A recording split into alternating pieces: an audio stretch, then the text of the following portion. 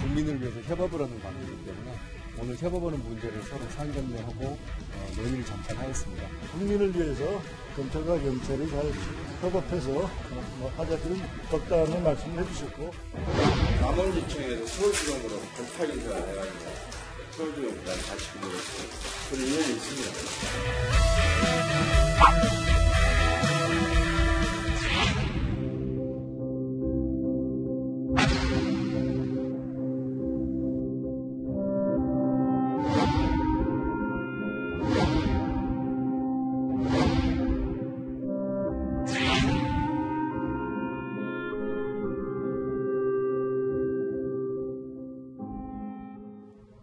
문무일 신임 검찰총장 취임 일주일째를 맞았습니다. 오늘 국회를 방문했는데요. 박주선 국민의당 비대위원장 만났습니다. 그리고 또 이해훈 바른정당 대표도 만났습니다. 굉장히 바쁘게 돌아다니고 있는데 어떤 이야기를 나눴는지 화면으로 먼저 확인해 보시죠.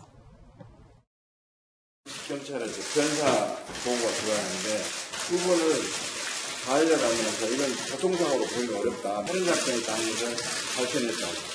그래가지고 지존파 사건을 해결하는 근무했던 옛날 추억담 나누고 앞으로 기대가 크다고 검찰 중립 독립 지키면서 검찰 국민 신뢰받게 하라고.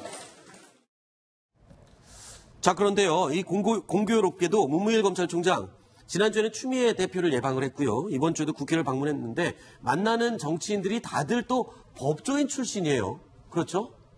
네, 그렇습니다. 그 박주선 그 대표 같은 경우에는 서울지검 특수부 96년도에 특수 2부장 아주 그때 유명했습니다. 박주선 특수부장이. 네. 그 당시에 밑에 있던 그 평검사였고요. 그 다음에 추미애 대표 같은 경우에는 약간의 뭐 다르긴 한데 고등법원 판사 출신이고요. 그리고 홍준표 대표는 그 역시 검사 선후배 사이가 되겠습니다. 문무일 이번 총장이 18기이기 때문에 내기수 선배가 되겠습니다. 그리고 고려대 그 법학과 홍준표 대표도 행정학과로 표시가 되어 있는데요. 네. 역시나 법대입니다. 그 당시에는 행정학과하고 법대 같이 뽑았다고 하는데요. 네. 그래서 그 대학까지 같은 뭐 정말 공교롭게도 법조인들의 상견례가 됐습니다. 네. 지금 뭐 검찰 개혁은 당연한 거고요. 또 검경 수사권 조정 문제, 공수처 설치 문제 이런 것들 때문에 지금 검찰총장 굉장히 머리가 아플 겁니다. 근데 이 가운데서도 사상 처음이었습니다. 검찰총장이 경찰청을 방문한 것. 이걸 보면 지금 수사권, 검경 수사권 조정에 대해서도 굉장히 신경을 많이 쓰고 있는 것으로 보여요. 아마 지금 문무일 총장의 지상 과제는 그 부분 같습니다. 그러니까 한시도 읊었잖아요. 네. 취임 자리에서 한시도 읊었는데 본인의 조직을 생각하면서도 수사권 같은 것들을 잘 조정해낼 수 있는 그 얘기를 하기 위해서 제가 검찰총장이 경찰청에 방문한 적이 있을까 할 정도로 네. 어쩌면 좀 해결하기 위해서 경찰청에 방문한 것으로 보입니다. 네. 자, 이 취임하자마자 고위급 이 검찰 인사 발령을 내렸고 또 이 여기저기 상견례 다니느라고 정신없이 바쁩니다. 그런데 이 와중에 또 마음이 편한 것만은 아닙니다. 넘어야 될 산이 너무 많죠. 첫 번째 넘어야 될 큰 산입니다. 자, 검사장 승진 누락된 간부의 사직서다.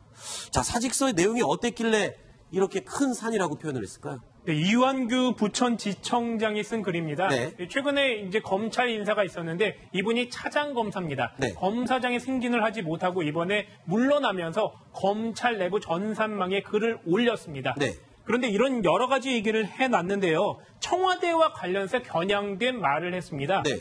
그 검찰 인사를 청와대에서 좌우지우지하면 그 인사를 잘했든 못했든 정말 외부적으로 검찰이 청와대 편이라는 인상을 주므로 그 자체가 안 좋다 이런 얘기를 했고요. 네. 예전에 관련해서도 기억을 끄집어냈습니다.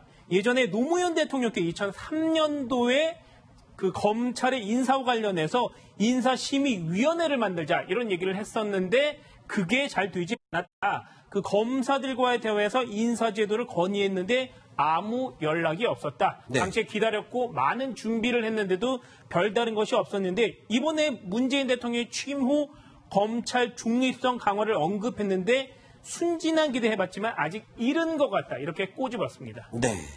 자, 청와대가 검찰 인사를 좌지우지해서는 안 된다라는 입장 표명을 했는데, 자, 문재인 대통령을 향한 날선 비판이었습니다. 그런데 이 과거에 노무현 전 대통령과의 검사들과의 대화, 이 자리에서 이 이완규 부천지청장 발언을 했던 바로 그 인물입니다. 당시를 떠올리면서 영상 함께 보시죠.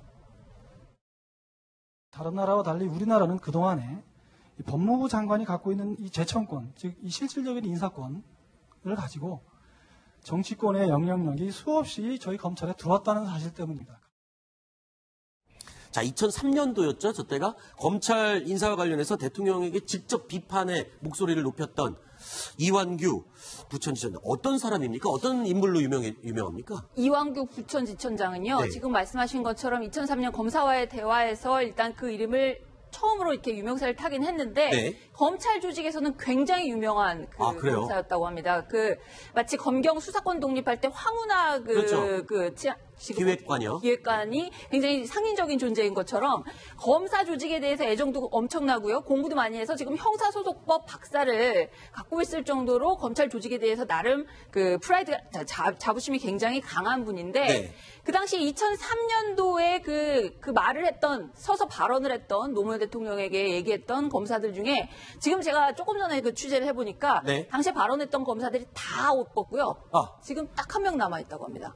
이완규 부천지청장 포함해서 다 옷 벗었고요. 다 이번 옷 벗었고, 다 이제 한 명. 사직서를 그게 냈고요. 누굽니까? 그 정도로 문재인 대통령이 검찰 당시에 검사와의 네, 대화에 대해서 네. 아직까지도 검찰 개혁은 네. 정말 뿌리 뽑고 말겠다. 그리고 정말 개혁이 안 되는 데가 바로 검찰 조직이다. 이 생각을 지금까지도 갖고 있다는 거예요. 반증인데. 네. 자, 조금 전에 이제 그 말씀하신 것처럼 이완규 부천지청장 사직서에서 현 정부를 비판하기도 했는데 요전부터도 이번에 사직서 내기 전에도 문재인 정부 향해서 직격탄을 몇 번을 날렸습니다. 아, 그래요? 대표적인 게 뭐냐면 윤석열 그 서울중앙지검장이 임명이 됐을 때 네. 그때 장관도 없었고요. 네. 검찰총장도 없었습니다. 네. 장관이 공석인 상황에서 재청은 누가 했는지 언제 했는지입니다. 이분이 아까 형사소송법 박사라고 제가 얘기했죠. 절차의 문제를 삼는 거군요. 그렇습니다. 이 절차에 따르면 장관의 재청을 받아서 총장의 의견을 받아서 그렇죠. 그렇게 해서 서울중앙지검장을 임명하도록 돼 있었거든요. 그렇죠. 근데 거의 아무도 없는 상황에서 청와대가 그냥 임명을 하는 모양새만 봤을 때는 그랬습니다.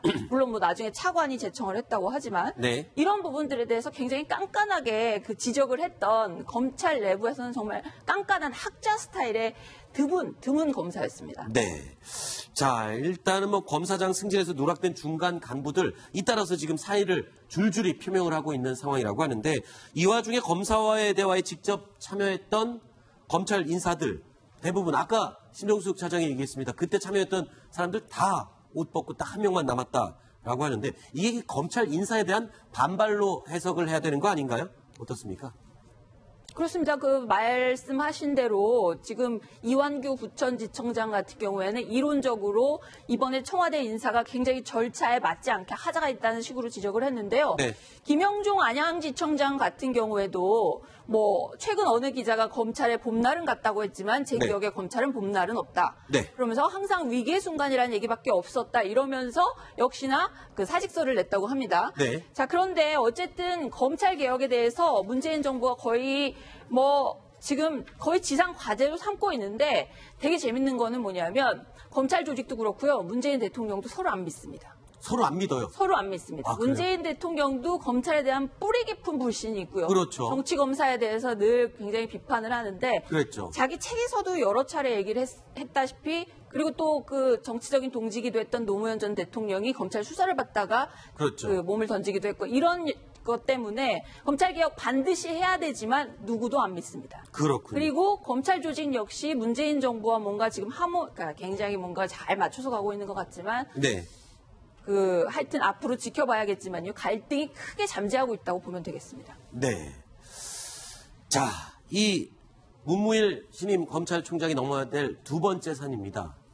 인권 보호 나선 경찰의 개혁입니다.